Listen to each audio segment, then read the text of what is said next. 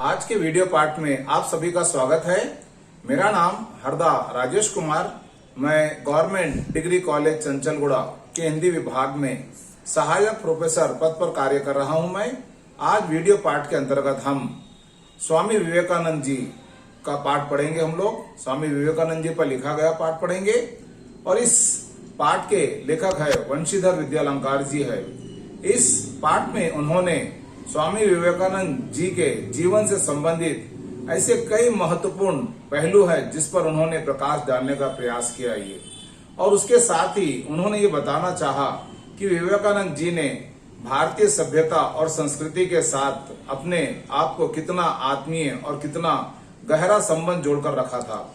और इसी लेख के माध्यम से लेखक जी ने यह बताना चाहा कि उनके जीवन के जो नैतिक सिद्धांत थे या उनके जीवन से जुड़े हुए जो महत्वपूर्ण विचार तत्व थे उसको हम अपने जीवन में आत्मसात करके किस तरह से अपने देश और जीवन का हम अपना कल्याण कर सकते हैं।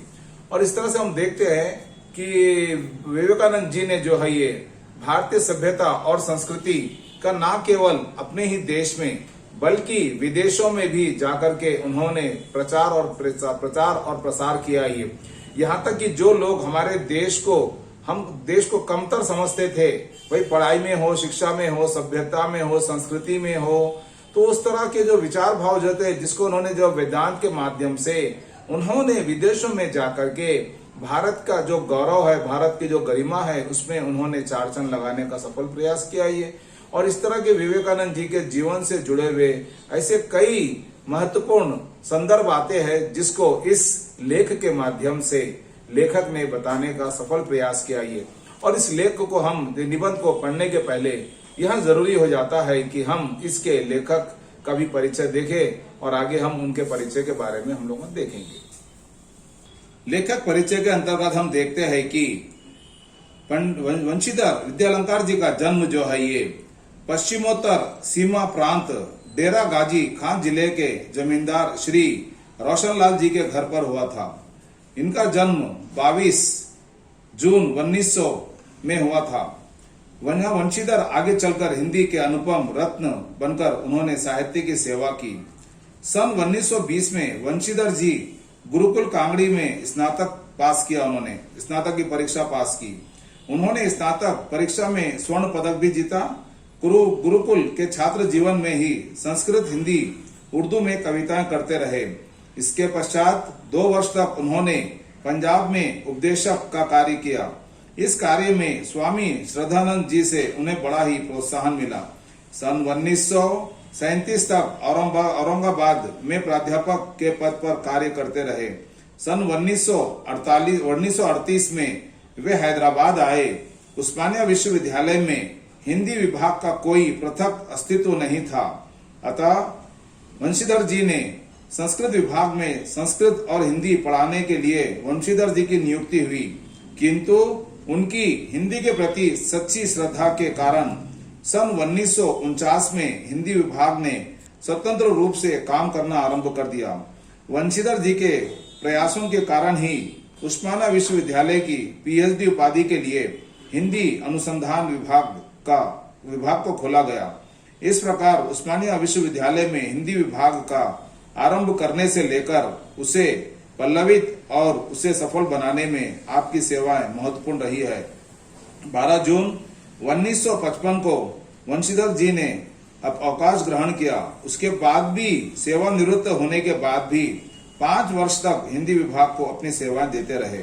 वंशीधर जी का जन्म ऐसे प्रकृति के सौंदर्य की गोद में हुआ था जिसकी प्रेरणा उन्होंने अपने साहित्य में ग्रहण की है।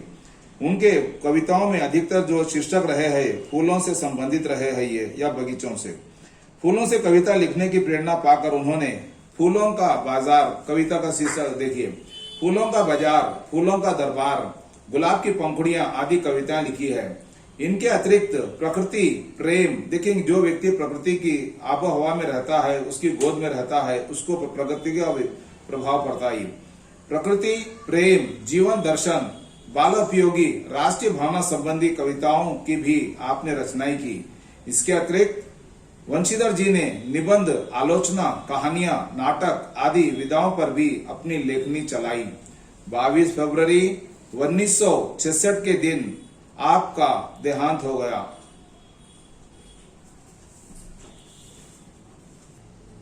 पाठ की पृष्ठभूमि के अंतर्गत हम देखते हैं कि इस पाठ में स्वामी विवेकानंद के जीवन पर बड़ा ही प्रभावशाली वर्णन किया गया है।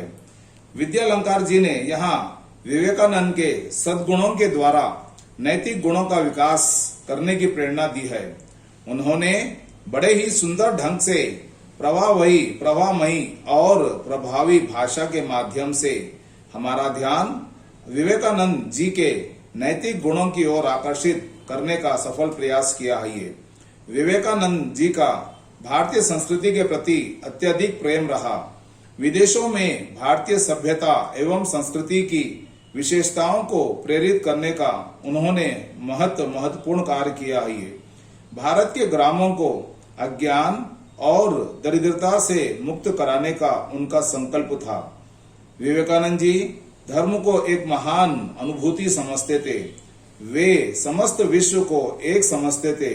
उन्होंने धर्मांधता, संकीर्णता और सामाजिक विषमता को दूर करने का प्रयास किया। समस्त मानव जाति के प्रति प्रेम और कल्याण ही उनके जीवन का उद्देश्य था।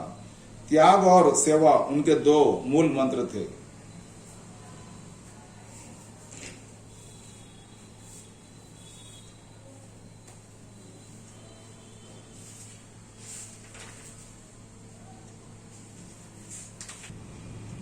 आगे हम देखते हैं कि स्वामी विवेकानंद जी उन महान भारतीय महापुरुषों में अग्रणी थे जिन्होंने भारत और उसकी सभ्यता और संस्कृति की महानता को न केवल स्वयं अनुभव किया था, अपितु उन्होंने यूरोप और अमेरिका को भी उससे परिचित करवाया और उसका महत्व अनुभव करवाया। वे भारत के संबंध में जो कुछ जानते थे उन्हें भारत के लोगों के द्वारा नहीं, विदेशी लोगों के द्वारा भी उनको ज्ञात कराया था। स्वामी विवेकानंद एक भारतीय सन्यासी की वेशभूषा में अमेरिका और यूरोप गए। उन्होंने वहां भारतीय सभ्यता और संस्कृति के संबंध में जो व्याख्यान दिए, उससे वहां की शिक्षित जनता ने भारतवर्ष और उसकी संस्कृति के गौरव को अनुभव किया। उस समय जो भी व्यक्ति यूरोप और अमेरिका जाते थे, वे यूरोप और अमेरिका से शिक्षा प्राप्त करने के लिए जाते थे। वहां जाकर के वे पाश्चात्य सभ्यता के रंग में रंग जाते थे। अर्थात विवेकानंद जी ने भारतीय सभ्यता और संस्कृति के महत्व को बहुत ही आसानी के साथ समझाने का प्रयास किया। और जब शिकागो में स्वामी विवेकानंद जी ने धर्मों के पार्लियामेंट में, जिसका अधिवेशन शिकागो में हुआ था, उन्होंने जो व्याख्यान दिया था उसके संबंध में न्यूयॉर्क, जो वहां पर पत्र है, ये न्यूयॉर्क हेराल्ड ने लिखा था, स्वामी विवेकानंद निस्संदेह धर्मों के पार्लियामेंट में उपस्थित हुए व्यक्तियों में सबसे महान थे। उनके व्याख्यान सुनने के पश्चात हम इस बात को अनुभव करते हैं कि ऐसे शिक्षित राष्ट्र में ईसाई मिशनरियों को भेजना कितना मूर्खतापूर्ण है। अर्थात देखेंगे, उन्होंने एहसास दिला दिया कि भाई भारत इतना शिक्षित है और इतना सभ्य देश है कि वैसे देश में अंग्रेजी मिशनरियों को वहां भेजना कितना मूर्खतापूर्ण है। उनके व्याख्यानों का इतना प्रभाव गहरा पड़ा है कि वहां के अनेक व्यक्ति स्वामी विवेकानंद जी के शिष्य बन गए और वे भारतीय संस्कृति के रंग में रंग गए। उनमें से कुछ प्रमुख व्यक्ति रहे, जिसमें श्री युक्त सैंड्सबर्ग, जिनका नाम स्वामी कृपानंद, और miss Margaret Noble, sister Nivedita का नाम प्रसिद्ध है। ये स्वामी विवेकानंद जी का जन्म 1862 को बंगाल में हुआ। उनका नाम नरेंद्र नाथ रखा गया। उनके पिता का नाम विश्वनाथ दत्त था और वे कलकत्ता हाई कोर्ट में अटॉर्नी लॉ थे। वे बचपन से ही, मतलब विवेकानंद जी बचपन से ही बहुत कुशाग्र बुद्धि और चिंतनशील व्यक्ति रहे।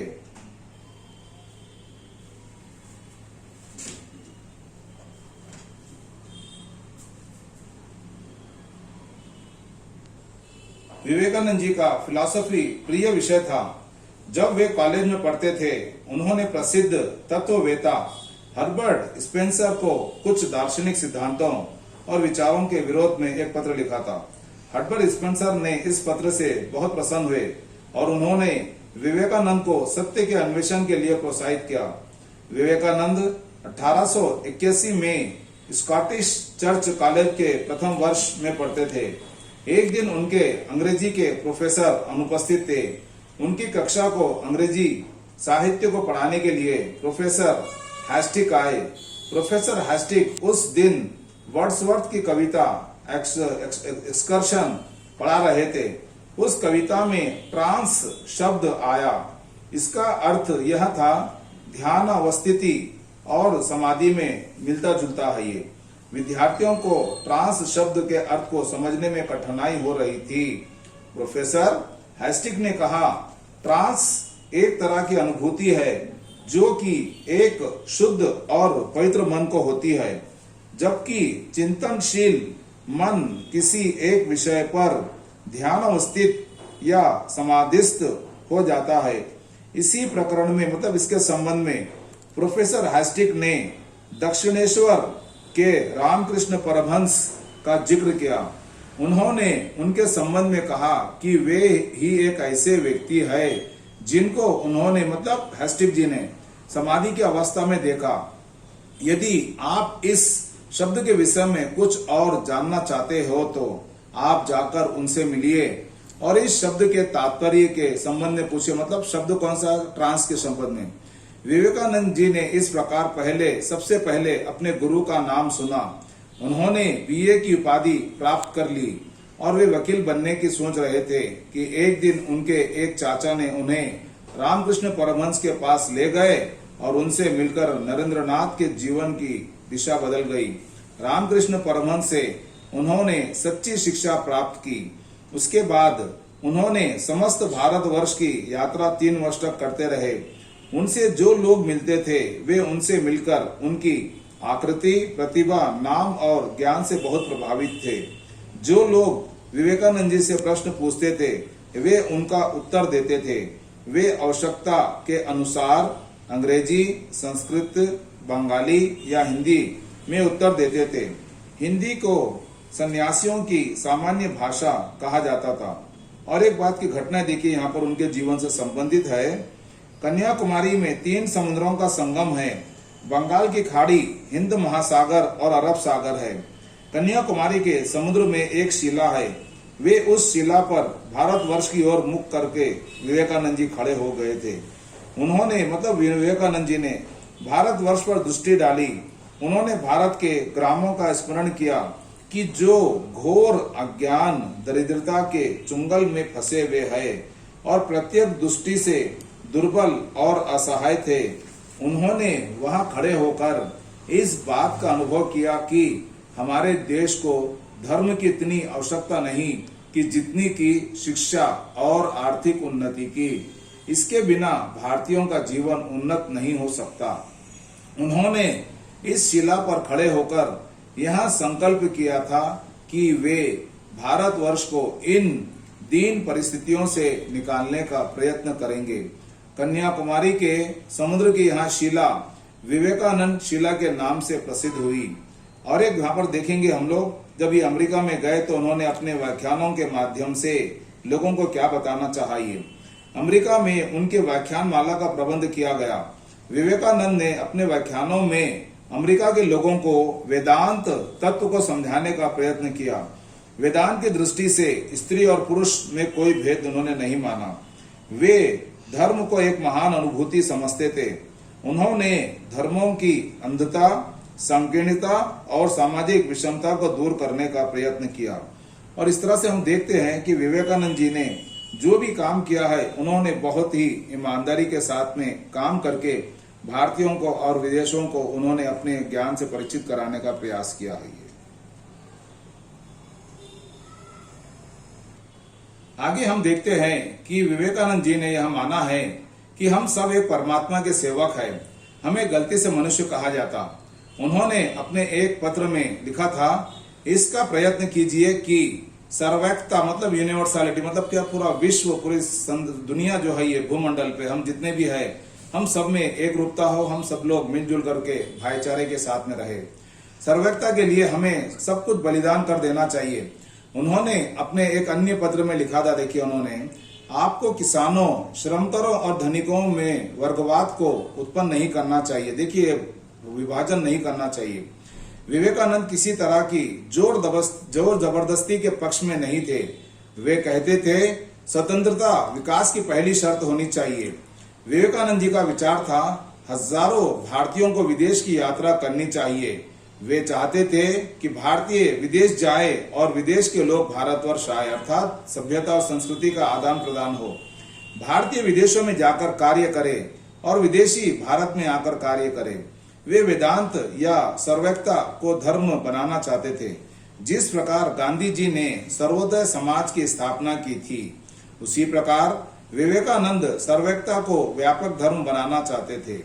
वेदांत में मनुष्य में और प्राणी में किस प्रकार का भेदभाव नहीं रहता है। वे भारतीयों में सब प्रकार की विषमताओं और भेदभावों को दूर करना चाहते थे। उन्होंने इसी के लिए रामकृष्ण मिशन, मठों और आश्रमों की स्थापना की। त्याग और सेवा से ये दो उन मूल मंत्र थे, अर्थात त्याग और सेवा उनके जीवन के मूल मंत्र रहे विवेकानंद जी के।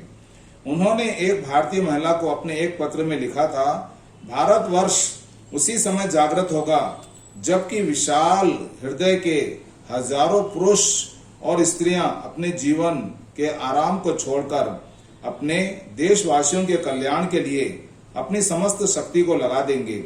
स्विट्जरलैंड से उन्होंने अपने एक मित्र को पत्र लिखा था, मृत्यु पर्यंत कार्य करते रहे, मैं तुम्हारे साथ हूं और जब मैं इस संसार में नहीं रहूंगा तो भी मेरी आत्मा तुम्हारे साथ रहेगी।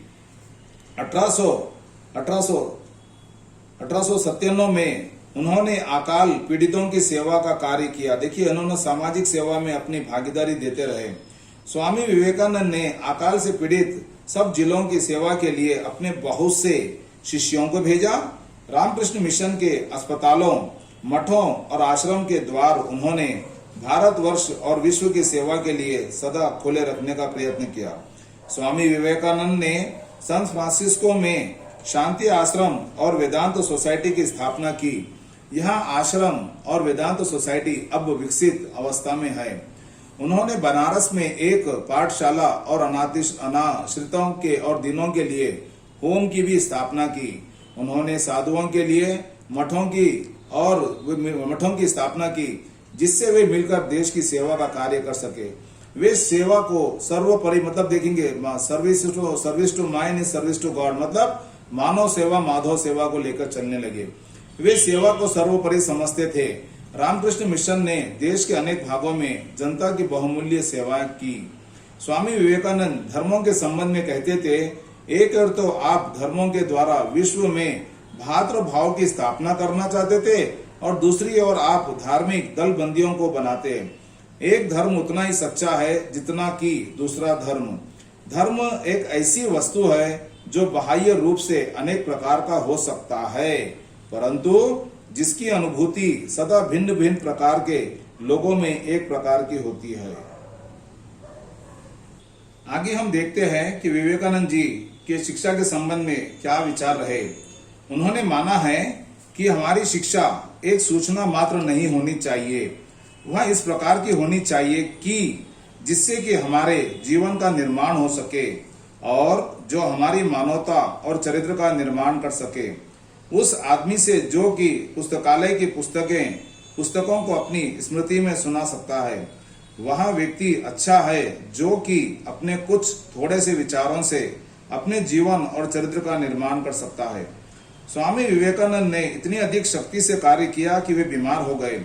बहुत से इलाज किए गए, परंतु कार्य का बोझ इतना अधिक हो गया था उन पर कि उनकी तबीयत दिन पे दिन बिगड़ती गई और सन 1902 में जुलाई का महीना प्रातःकाल वे समाधिस्थ थे और उसके पश्चात उन्होंने नए विद्यार्थियों को संस्कृत पढ़ाई। दोपहर में वे समाधिस्थ हो गए। सायंकाल उन्होंने थोड़ा सा भ्रमण किया और लौटकर वे प्रार्थना करते हुए समाधिस्थ हो गए और रात को 9 बजे उनकी आत्मा ने देह को त्याग दिया। स्वामी विवेकानंद जी का जीवन छोटा था। वे 40 वर्ष तक जीवित रहे, परंतु इस थोड़े से समय में उन्होंने इतना अधिक कार्य किया जितना कि बड़ी उम्र के लोग भी नहीं कर पाते। उनके हृदय में भारत के लिए बहुत प्रेम था।